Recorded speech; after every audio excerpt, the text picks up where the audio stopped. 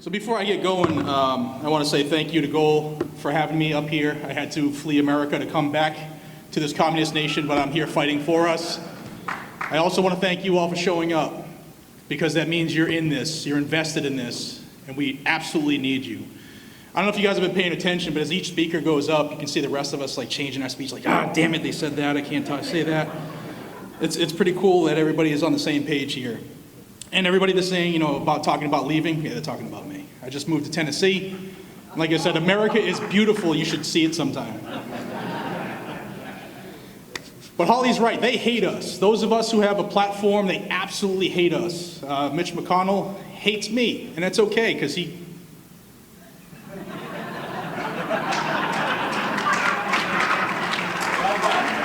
Like that?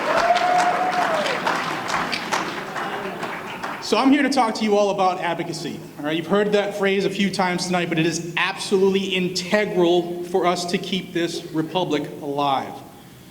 But before I do, I need to show you something, or talk to you about something, because the eyes of this country are on Massachusetts in two ways. Not just because we have the worst bill ever submitted in this republic. We also have a decision that happened 2.5 weeks ago locally that everybody is watching on our side. I'm going to read you the judge's conclusion in this case. If you haven't heard it, you really should know about this case. It's the decision that came through the Lowell District Court on August 3rd. And the case is the Commonwealth of Massachusetts versus Dean Donnell. This is what the judge wrote. This is a judge in Massachusetts, just keep that in your mind. A law-abiding resident in New Hampshire who is exercising his constitutional right should not become a felon by exercising that same right while he's traveling through Massachusetts, merely because he has not obtained a Massachusetts license to carry, which now, under the holding of Bruin, has to be issued to an applicant unless the applicant is otherwise disqualified. The standard for who is a disqualified individual must be the same. Otherwise, a state may decide to impose different requirements on the exercise of any constitutional right, not just the second. For example, some states could impose a different age limit for voting in elections. You might have heard that before. This court can think of no other constitutional right in which a person loses simply by traveling beyond his home state border into another state, continuing to exercise that exact same right, and instantaneously becomes a felon subject to mandatory minimum sentences of incarceration. But Massachusetts wants to do that. Anecdotally, a law-abiding New Hampshire resident exercising his constitutional right to carry while shopping at the Pheasant Lane Mall in Nashua, New Hampshire, would become a felon when he shops in a section of a store at that mall, which happens to be in Tingsboro, Massachusetts. An individual only loses a constitutional right if he commits an offense or if they have engaged in certain behavior that is covered by 18 U.S.C. 922. That makes you a federal prohibited person, and that's being challenged every day, and they're losing. He doesn't lose that right simply by traveling into an adjoining state whose state mandates that residents of that state must obtain a license prior to exercising their constitutional right. To hold otherwise would inexplicably treat the Second Amendment rights differently than any other individually held right in America. Therefore, this court finds that Massachusetts General Law 269, Section 10A alpha is unconstitutional as applied to this particular situated defendant and allows the motion to dismiss on that ground. The justice's name is John Coffey, and y'all should protect him with your lives, because what he just did to Massachusetts general law was to eviscerate it under the Bruin decision. Now, it's just a local decision, and I'm hoping that Mara and her idiots are dumb enough to appeal it, because that will help the rest of the country. That's a good thing that happened. We all know the bad, but I want everybody to know that we are winning, but we have to work at it. There's so much work to be done. And this thing, the decision I just talked about, this is happening all over the country. There are a lot of positives to keep in mind. You guys have heard about the ATF, I think. Stop me if you haven't. But in the last few weeks, last few months, we've heard victories and decisions on frames and receivers. That's the 80% things. Ghost guns, they're so scary. We've heard victories on the bump stock ban. We've heard victories on the pistol braces. All of their unconstitutional gun control is on fire, the wheels have fallen off, and we're watching it unfold before our eyes. But we have to stay vigilant. There's even a new program that was just launched last week nationally to eviscerate red flag laws. And they're starting with 6 states, and Massachusetts is one of them. So I want you to pay attention to that, because Florida uses it left and right. You have other states that'll use it to get a hold of you and just to ruin your life. There's states, there are groups out there that are trying to just to end that now. Now, I want to talk about advocacy, but I want to give you one more example of how much us saying something at the local level changes things. Not too long ago, you might have heard of House Joint Resolution 44. It was a national effect to have our own government say in a roll call vote that the ATF is acting unconstitutionally and illegally and beyond their authority. This was in relation to the pistol braces. Now, I met with Jim Jordan, who's the chairman of the House Judiciary Committee, and we talked about it with Toby. And I've tried to stay in contact with him. And when we talked about this initially with him, there wasn't really a lot of people in DC that wanted to take this up. Why? Because their name would be put on a bill, do you stand for the Constitution or not? And there isn't a politician in DC that has anything else on their mind other than the next re-election or being really good at trading stocks. But because we put that out, people started to get pissed and called their legislators and wrote their legislators and visited them during their local time in office. And you know what happened? A vote took place. We even called out several of the big names of the leadership who told Andrew Clyde that if your bill ever gets up there, you're doomed. But we got that, put that out, pissed them off, that's why they hate me. But we won because we were loud and proud. And that's just one example. You need to be part of the answer. The days of wishing somebody else, like Holly said, will come in and fly in and save us are over. It's not a possibility. Goal cannot do this on their own. The membership of these groups, all of us living here in this room today, we are the lifeblood of these groups, guys and gals. They can't do what they do if we don't chip in. We need to take part. Okay, no longer can we be too lazy because the Patriots are on. I don't want to go to Boston and talk to these clowns. You have to do it. Unless you don't love America anymore, because it's slipping away. You need to ask yourself this question. What have you done this week to stop 4420? If you haven't done anything, change that. Because advocacy is easy. A lot of people think it's very difficult to do what we do on a national level. It's not. It's really easy. Like, I'm a clown who talks to a spare camera in a spare bedroom. Believe me, you should see the stuff I edit out. It's crazy. But if I can do it, y'all can do it too, man. Believe me. There's power in numbers. You don't have to become a speaker. You don't have to become a politician. All you have to do is something. Just be part of this. Share information. Recruit people like Holly was talking about. We need people in the fold. Teach non-shooters about what the Second Amendment actually is. Show them how fun it could be. And then have that hard conversation of like, does this mean a lot to you? Are you willing to make phone calls? Are you willing to write to some people? Are you willing to stand for your right to be an American? We all look throughout history and we can see many times where individuals in our communities have risen to the challenge, demanded justice, equality, and respect for their fundamental human rights.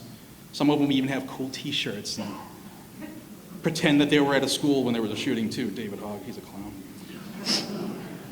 These passionate advocates have not only transformed societies, but they've also inspired generations to come, and that's the key part of this. They remind us that the fight for our rights is a continuous endeavor, and it transcends time and place. What we do today in response to this piece of trash bill, people 20, 30 years from now will be talking about it. Did our forefathers, did our grandparents, did they stand, or did they just cower and let it take place? And if you don't think that's going to happen, you're not paying attention. We see this constantly with the actions of Michael Bloomberg and Every Town for Gun Safety, Moms Demand Action, Brady Giffords, David Hogg. The kid's got a really big head. I actually met him in person, and then I tried to break his hand when I shook it. Got me in a lot of trouble with my chief, believe me, but it was worth it.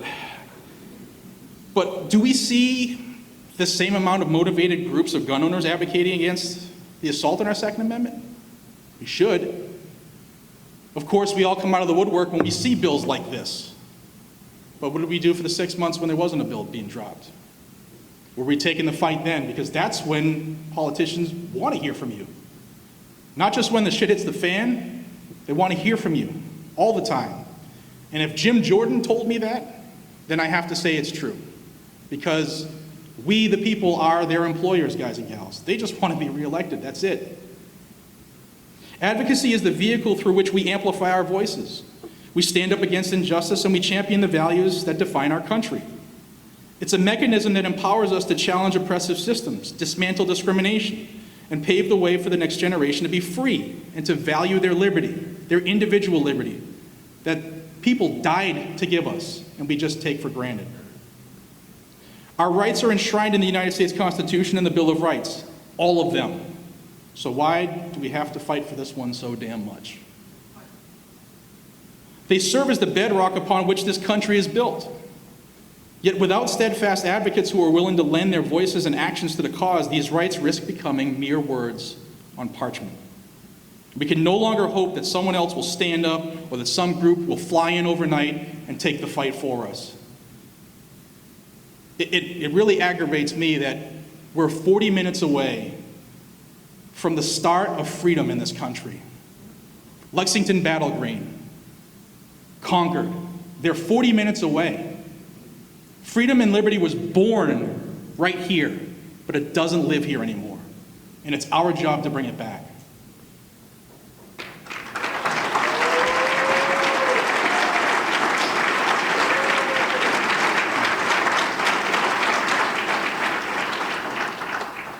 And that's why I flew into Rhode Island, because I knew Mara was going to try to get me.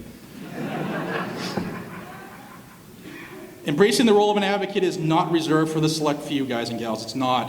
It's a mantle that can be taken up by anyone who recognizes the significance of the issues that are at hand, and they've got to be willing to contribute time, energy, and passion to effect change. It's very easy. Advocacy is not limited to grand gestures or monumental speeches. It's often found in small, persistent actions that are collectively creating a tidal wave of transformation. Whether it's signing petitions, putting signs in your yard, attending rallies, engaging in conversations, or utilizing the power of social media, each individual contribution you make plays an absolutely crucial part in advancing the same values our forefathers fought and died for against their government. Advocacy is not without challenges. As the road to change is often riddled with obstacles. Look at Massachusetts, right? Doubt, opposition, setbacks, it's all par for the course. When you start having conversations with people, they might not want to talk to you anymore if they don't feel the same way. But you know what? Who the hell cares? Who cares?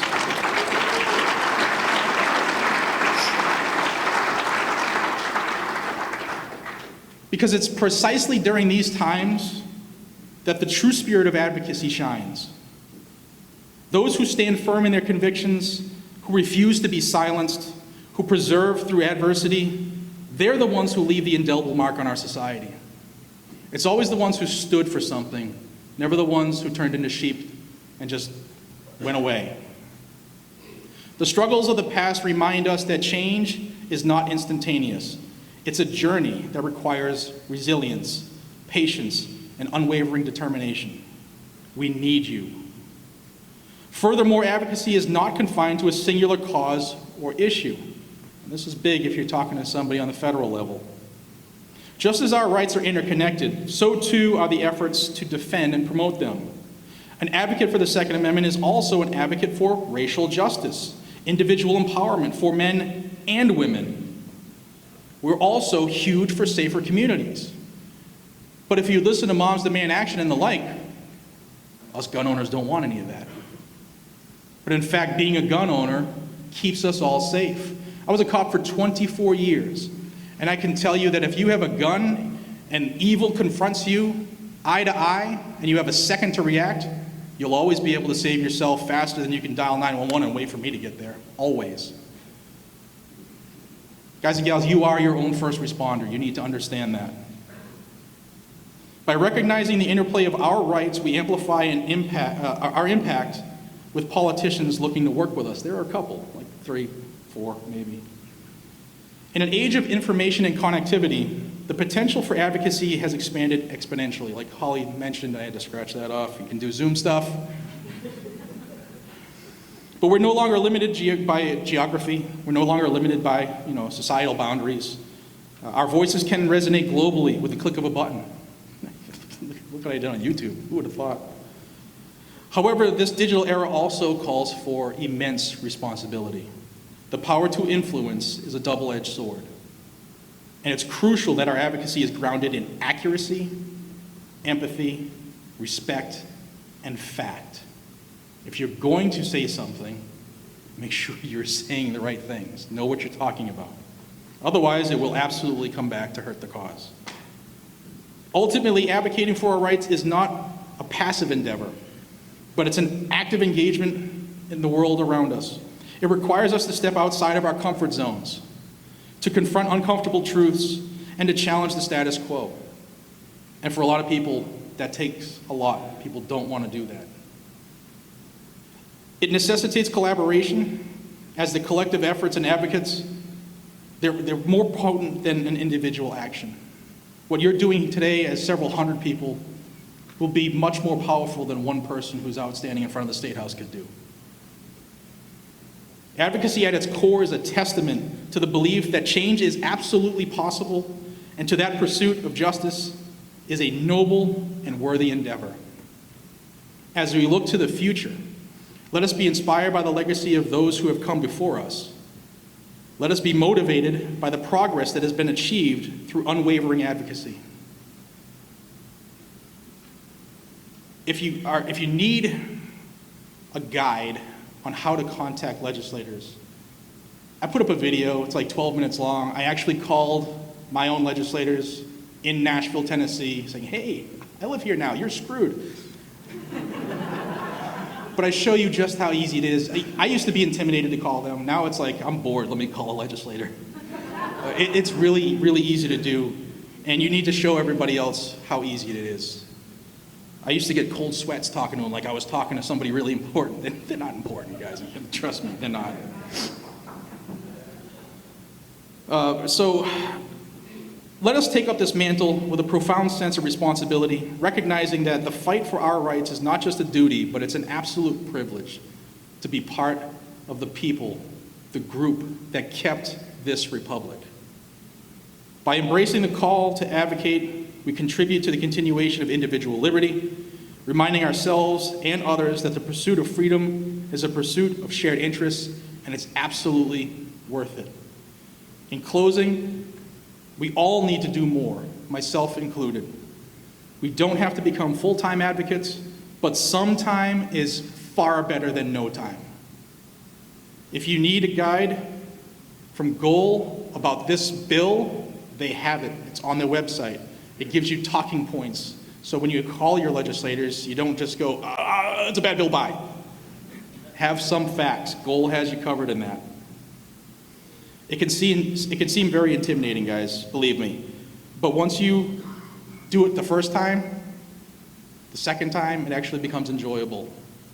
It's the second time I called Nashville, Tennessee. I called Harshbarger's office, and as soon as I said my name, they're like, oh yeah, we know who you are.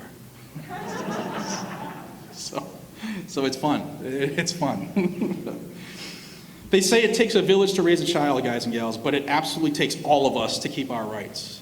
Because the elected group of king and queen wannabes, they want to be kings and queens.